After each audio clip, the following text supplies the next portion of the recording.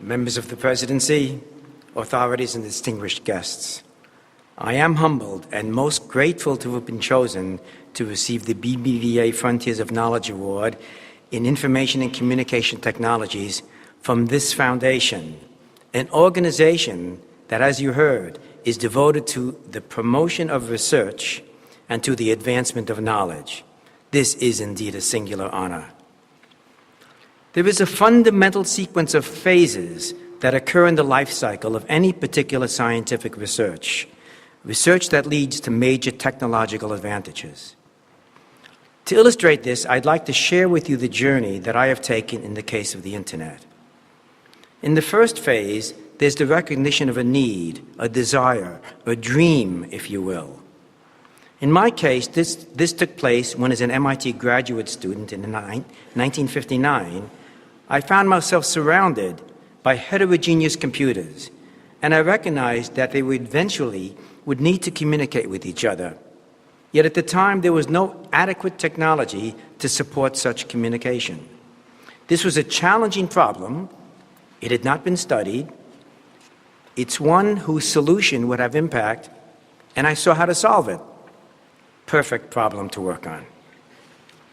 In the second phase, there's the expression of a vision to fulfill that dream, and there have been a number of visions over the days. Rare individuals had articulated visions of what one day would become the Internet. One of the earliest expressions imagined that, quote, "It will be possible for a businessman in New York to dictate instructions and have them instantly appear in type at his office in London or elsewhere. An inexpensive instrument, no larger than a watch, will enable its bearer to deliver any picture, character, drawing, or print from one to another place," end quote. Amazingly, this quote is from the great Nikola Tesla from 1908, more than 100 years ago. So the vision's been there for a while. In the third phase, one must conduct the basic science and mathematics to give substance to that dream.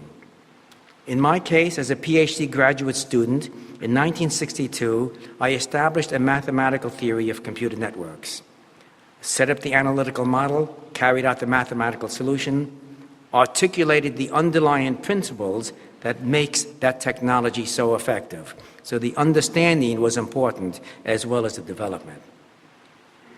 Consequently, as a scientist, I knew how the technology should behave well before it was implemented.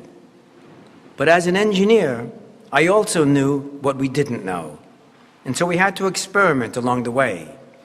The experimentation was and is critical to the journey of success.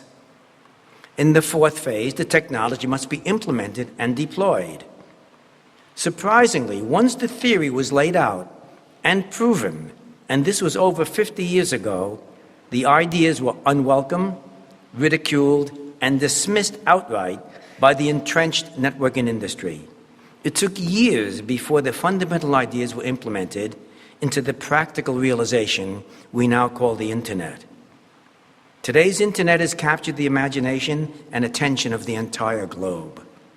It provides enormous benefits to humanity in so many wonderful and crucial ways, while at the same time presenting serious challenges to its appropriate use. So what does its future hold? As regards the future infrastructure, I foresee that we are creating a pervasive global nervous system. The Internet will be everywhere, and it will be invisible in that it will disappear into the infrastructure. As regards future applications and services, we must recognize that delightful applications in the past have mostly been unanticipated, surprising, and explosive. So what we can predict is that we will be unable to predict their future. How lovely. We have indeed created a global system that will constantly shock us with surprises. Now, the Internet had to happen. It was in the air. It was a vision waiting for technology to catch up. And it would have happened if none of us as pioneers had ever been born. As long as young minds are encouraged to courageously pursue knowledge at the frontier, we will continue to have breakthroughs that have dramatic and beneficial impact to humanity.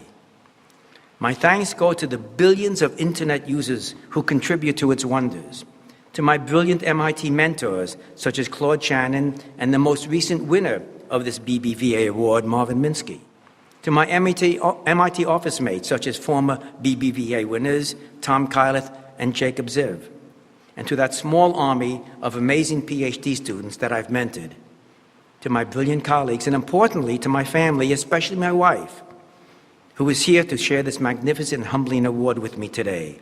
To the BBVA Foundation, I say, muchas gracias.